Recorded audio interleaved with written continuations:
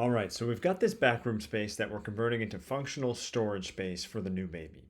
We're adding cubbies so that this can become somewhat of a play area, but also store the million little things that come with kids. And we were inspired by some of the entryway cubbies that we've seen online, so we closely based this off that design.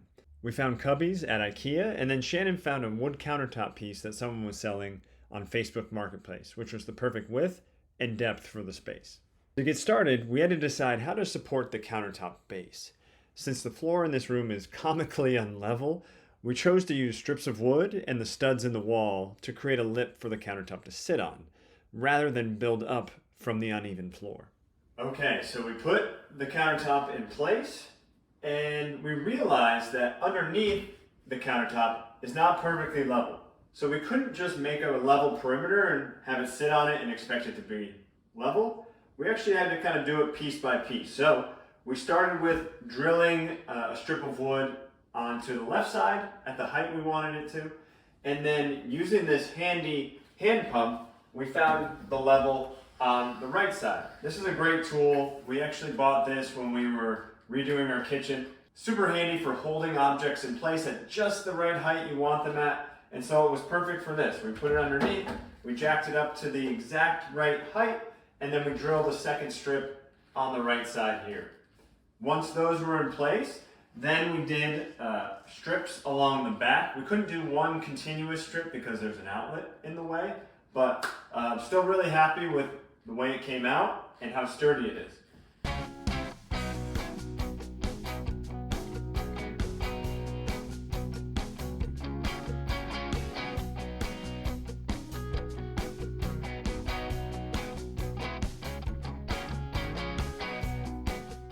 So just to give you a close-up, we use strips of 1.25 inch wood drilled into the studs using 3-inch cabinet screws, actually screws that we had left over from our kitchen renovation project. So really strong contact there, should work great for supporting this countertop and the cubes that we're gonna put on top of it.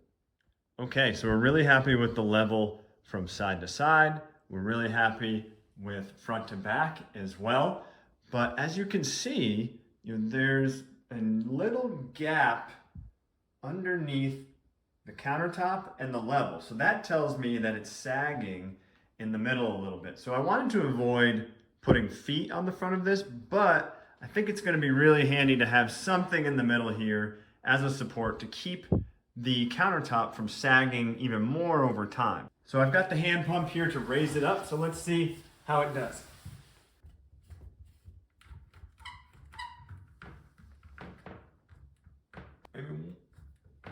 All right, that's good. It's not coming off the strips in the back.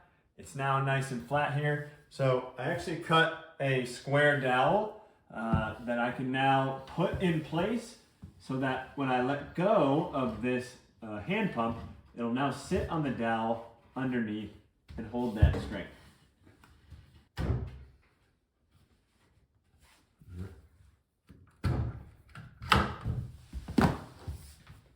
Beautiful. Now that we have the countertop base in place, time to add the cubbies.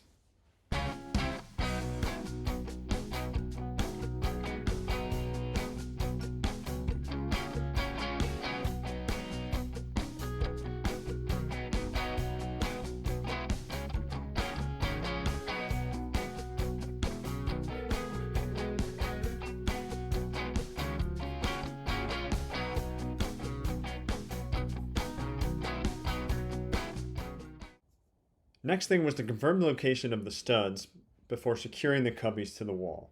Luckily, there was a stud right in the middle where the two cubbies meet.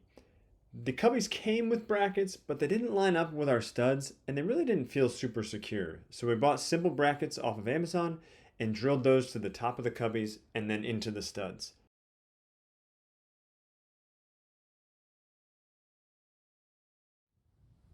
Okay, so we've secured the IKEA storage cubes to the wall. We've got everything in place. The next step for us was to choose which bins we wanted to add to the cubes. We went through a bunch of them. We landed on a couple. So we have these plastic tubs at the bottom here, which we really like. Seems like there's gonna be a lot of different uses for those, and they slide under the seat really nicely. We also picked a couple animal themed bins just to make it a little more playful in here.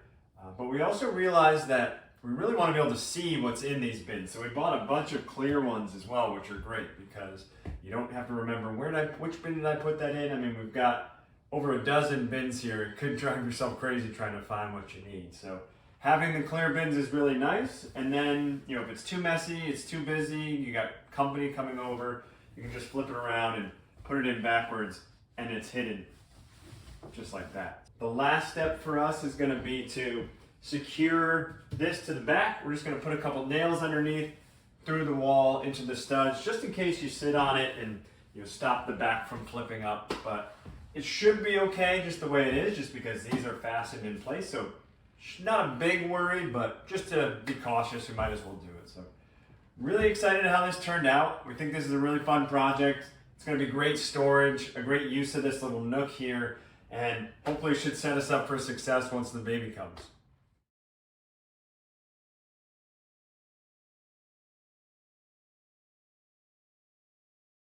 If you have any questions or comments about the project, we'd love to hear from you. Don't be afraid to leave a comment. If we've done something similar in your house, we'd love to hear from you too. Thanks for watching, and talk to you next time.